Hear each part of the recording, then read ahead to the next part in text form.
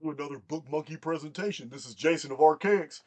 Guys, I cannot stress enough how easy it is to get a extremely valuable library today across almost all Western nations, not just the United States and Canada and Mexico, but the UK and Europe. Listen, these books are discarded. We're losing them every day as bookstores find no value in them. They can't resell them. People have these books at garage sales, in storage sales. They're online on Craigslist, on Marketplace. You don't understand what you've got available to you. People are selling these for a quarter to 50 cents a piece. For $10, they'll let you grab a whole bag of them.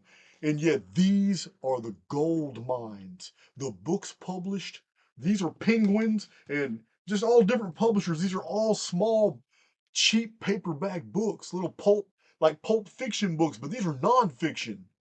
These are the books you need to be looking for. You don't have to spend a whole fortune like I have and get all these books from the 16, 17, and 1800s. No, you can get valuable, awesome books all over the world. These books are amazing, guys.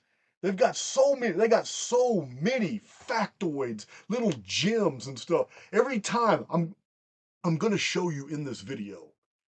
I've taken pictures of some of the gems and I'm going to show them in the video. Even though the book has an ancient aliens flavor, the material in the book is not to be ignored.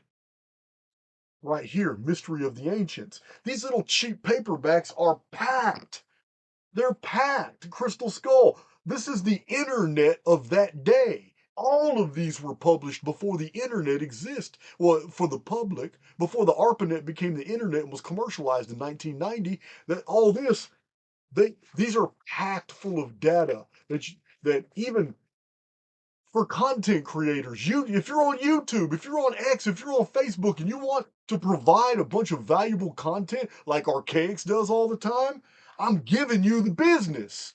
I'm telling you right now, these books and cheap for less than $100, you'll have more to read than you can read in 4 or 5 months, and you'll have so much information to share. People will think, "Damn, man, you're the new Archaics." I'm telling you, this is where it's at. All these small books are gold mines. They're gold mines. You're not going to believe all the things that you find in these books because this was an era. There's my buddy Samuel Noah Kramer. Listen, this was an era of high competition in the publishing world, and they were putting out material unfiltered. The internet did the exact opposite of what you think it did. It did not sit there and make information more widely accessible. It made censorship easier to do.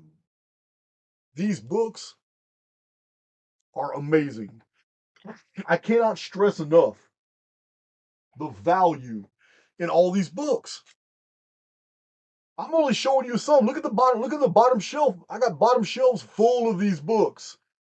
I can't stress to you enough that these are accessible in every city in the United States, Canada, UK, France, Germany. Guys, do not pass up on this. And let me tell you something. You don't have to buy them for yourself. Buy them as collector's items. Every year that passes, these become more and more and more valuable. My own Archaics team used to be baffled at me at how much money I spent in these old bookstores, and they would keep bringing me all these hardback nice books, and especially reprinted old books that are really done nice, but they're only 10, 20 years old, but it's a reprint of Lucretius or Plutarch or Plotinus. I'm not interested in that. I have the old 1800s versions of those books. But I would go into bookstores with the Archaics team and they would be baffled. Damn, you just spent $800 on all those old beat up paperback books. They're not even old. They're from the 50s, 60s, and 70s. They don't say that to me anymore because my Archaics team knows this is where it's at. I'm getting them. A lot of the amazing data that you see in Archaics, it comes from these.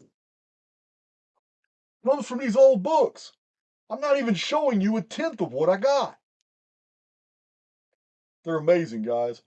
You know what? I get a little excited about it. Sometimes I get emotional about these books and how people don't hold any value in them. I get it. I'm a nerd. But I'm telling you, you don't have to have a huge budget to get a fantastic education. You don't. I'm going to tell you also that you need to be discriminating in what you accept as fact because a whole lot of fiction is mixed in these books. But that's because they're a product of their times. They're trying to figure things out just like we're trying to figure things out. And in 2024, we figured out a whole lot, especially in archaics. We put the pieces together, but we're still doing it. And we have many more to go through. And for the rest of my life, I'm going to be pulling pieces from all these old encyclopedias I got back here. All these books I've got, I'm surrounded by books you can't see under the table, all behind me. I'm telling you, it's never going to end. I've got totes full of books in my storage. It's never going to end. But you don't have to solely rely on me. These are accessible to you. Every once in a while, go into an old bookstore. You'll find some gems. You'll even find some crazy shit like I'm about to show you in this video. So, Mystery of the Ancients, Early Spacemen, and the Mayas. This is typical of the books of the time to introduce like ancient aliens in space. Many people were following Eric von Däniken.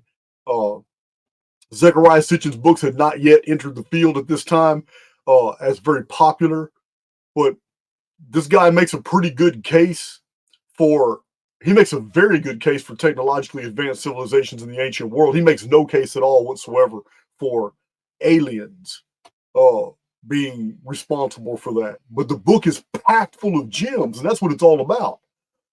Finding these amazing little, these pieces tucked away in these pages.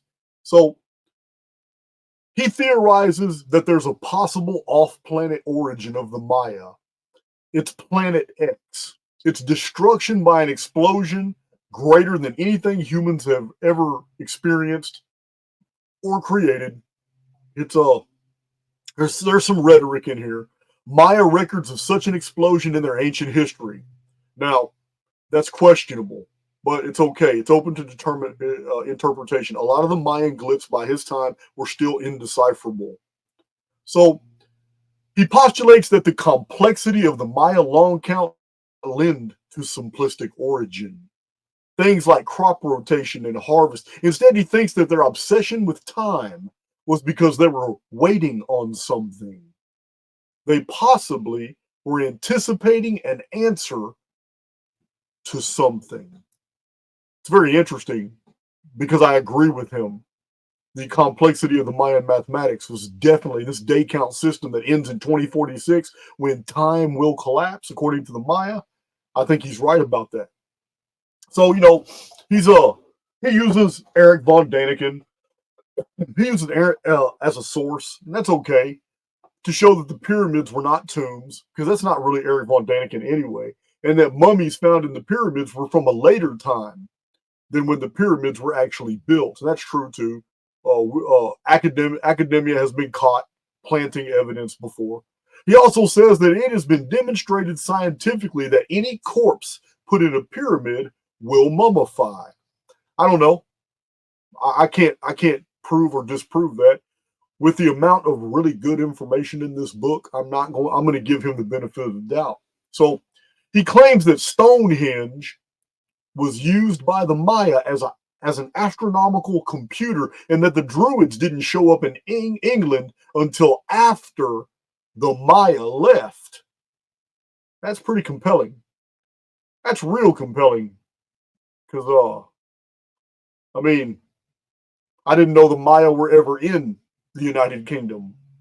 But he claims that a Frenchman named Bovis or Beauvais tested the theory of pyramid mummification by placing a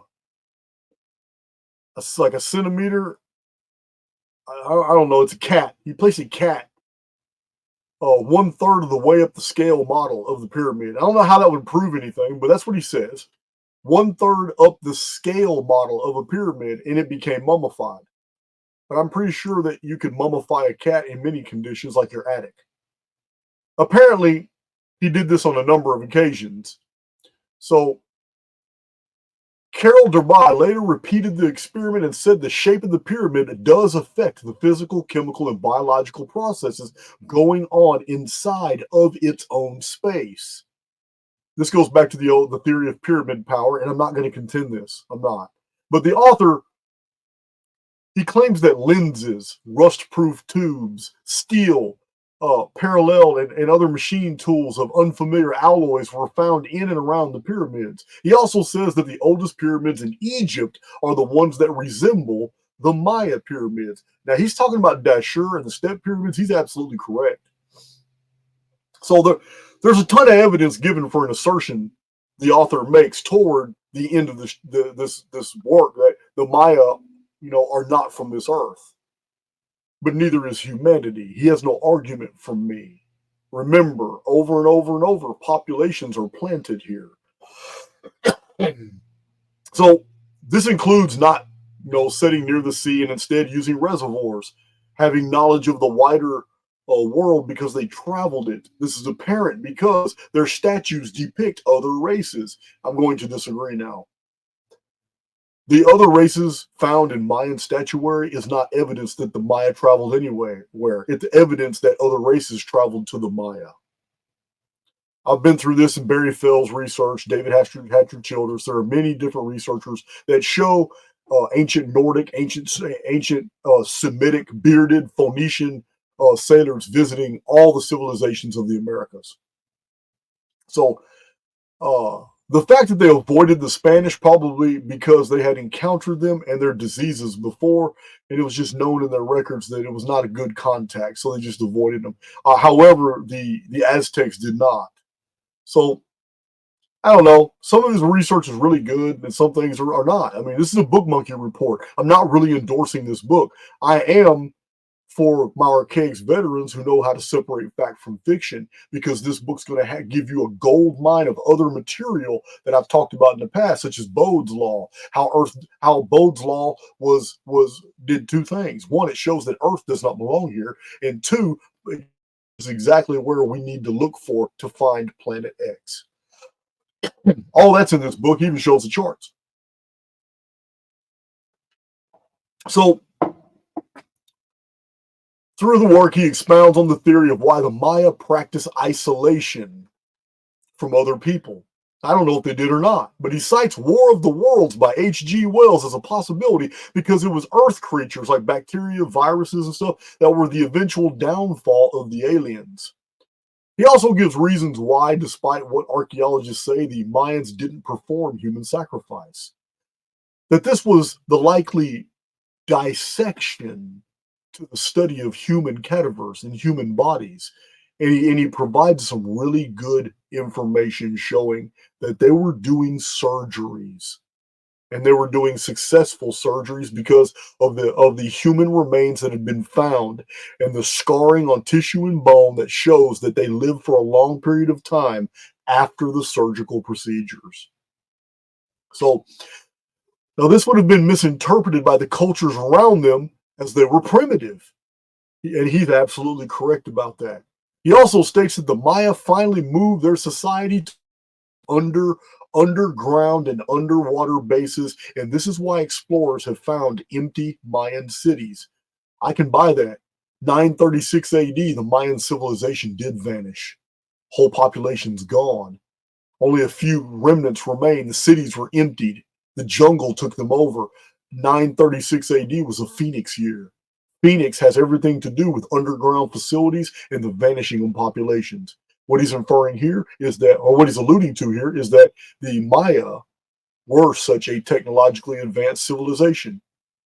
They knew what was coming and they hid underground. This man knows nothing of the Phoenix phenomenon or its history. So it's pretty interesting. So now the author also lays out a timeline of events that he believes was at least partially of the Maya. He says the Maya, who have an affinity for iron and nickel, came to Earth to mine the core of the planet. This is where things get ridiculous. This is the old ancient aliens narrative all over again. Now, he claims that they did this to many other planets. I don't know how you can prove that. In our solar system, they started with the moon and planet X, which is now the asteroid belt. The moon was finished first because most of its crust was stripped away by the gravity of the Earth. A lot of unknowns here are being added to this theory. So they had less to dig through. During the mining of Planet X, it caused the planet to orbit too close to Jupiter, destroying the planet. The fallout, the moon's crust coming through the atmosphere and then asteroids from Planet X's destruction caused our ice age and apparently the Great Deluge as well. So a lot of authors from this time period, and these are authors that Graham Hancock relies on. A lot of these authors from the 50s, 60s, 70s, this is what they promoted. They promoted this garbage. It's because that's what it was so widely known. The Ice Age theory has completely corrupted even alt media and alt history. So they tried to fit their theories into this false paradigm, and then books upon books upon books upon books, all citing and self-referencing each other, foment this false narrative, and it drops so easily from their mouths. It's really pathetic. It really is pathetic how this just continues on over and over and over. So he goes into more detail about the Maya involvement on the moon and speculates on what all the moon was used for. It also goes into the possible origins of the moon. Was it a planet with an atmosphere and ecology that got too close to Earth and was destroyed? Its surface material stripped away to rain upon the Earth? This is the model of Harold T. Wilkins. This is the model of Hans Bellamy and Hans Boehringer. He also hints of evidence of the Maya on Mars. I don't know, man. Go figure that one. Go figure. The author lays out evidence that Antarctica was the original base of the Mayans on Earth. Basically, he lists all the things like the maps of Antarctica being made from above, the cooperation of America and Soviets in the Antarctic, despite the Cold War, and the Mayan stories of mass destruction in their past. Yeah, he may be onto something about that. He very well may be onto something. That's pretty interesting. And as you can see on the screen, I photographed many of the really profound statements that I found throughout the book. It's really worth your time going back through this video and just reading some of the things that I had isolated here. Here's his bibliography. It's 2 pages. It's okay. It's pretty impressive. But bibliography really heavily relies on Ancient Aliens books. It heavily relies on Ancient Aliens, but that's okay. So he makes a really good point about the coordination between the United States and Russia during the Cold War. The Cold War was for the people. It was to draw in more money for the Russian economy and the American economy. There was no war at all. It's just posturing. Meanwhile, the real alliance behind the scenes concerned Antarctica and what the joint U.S.-Soviet missions were doing in Antarctica during the Cold War. What the Maya have anything to do with other than that he's calling ancient technologically advanced civilization the Maya, I don't know. So, he believes the Maya settled Antarctica while it was part of Pangaea. Here's another accretion. 1901, this moron creates a theory called Pangaea, and it's a brand new theory, and because it promoted uniformitarianism, guess what? The billionaires picked it up and funded it, and every other geologist and geographer in the world was silenced because in order to speak out against the new theory of Pangaea and continental drift promoted by Wagner, now all of a sudden you would lose your funding. You would not be taken seriously. So what happened? Yeah, all the scientists all of a sudden became Pangeist. It's no different than what's happening today. No different. The scientific world, scientists are not independent thinkers. They think using their bank account. It's as simple as that. So Pangaea split apart, and then there was the ice ages that happened. All this is fiction, and covered the world in ice. He also revisits this theory that the Maya used volcanoes as a source of energy. So it would make sense to look for evidence of the Mayan civilization near volcanoes in Antarctica. This is his idea. Anyway, he postulates that Mu, you guys are familiar with church word. I've isolated many good things out of his material too. That Mu, Atlantis, and Lemuria are all former Maya civilizations. So it's he provides a lot of good data. His conclusions are wanting. Citations from ancient text, archaeological things that have been found, parts, anomalous archaeology, ancient myths and traditions. This book is packed. This book is packed full of really good material. But you need to be an archaics veteran before you read something like this, because this can send you down rabbit holes that will waste years of your life. So he lays out that because the Earth is rich in metals, unlike other planets where he's never been, this is why the Maya chose to come here. He gives evidence for this based on what is known as Mayan technology that he proves earlier in the book, but he never proved Mayan technology earlier in the book. So the final chapter says to not trust the Maya or any other alien species who say they are here for our benefit, that we must be united as a planet for our own good. He lays out all the ways we are reaching out to the cosmos, searching for life, and warns to be very cautious because this information that he has uncovered is dangerous. So I'm going to have to say that this is a Book Monkey report. This is not an Archaics endorsement of the book. But for those few Archaics veterans who know this material, some of you know it as good as I do. You're able to go through a book like this and glean the gems out of this book. Many of them I photographed. Amazing things that are in this book. But his interpretations of that data is wanting. It doesn't mean the things that he found. So anyway, it's a short video. This is a short video. It's just a Book Monkey presentation. And this is Mystery of the Ancients. And the author? Wow. Eric and Craig Umland. So it's two brothers or a father and son. Interesting. Interesting. So this book was published within a year of my birth. This is 1974 when this book came out. So the scope of information, the way, the presentation of the data, his arguments is very sophisticated. But any proof of a ancient alien scenario unfolding is lacking. A technologically advanced human species that actually answers for every bit of this. And periodic systemic resets also answer for 100% of the data provided in this book. Hope you guys enjoyed this presentation. Anti-establishment historians tend to be an unpopular lot, and my own works will undoubtedly serve to reinforce this attitude by those who have published garbage adorned as history. It is my intent to make enemies, to topple their cherished pillars, to silence those charlatans who have sold their fictions off as facts. My mission is to educate those willing to know. I have no doubt I will lock horns with many along the way.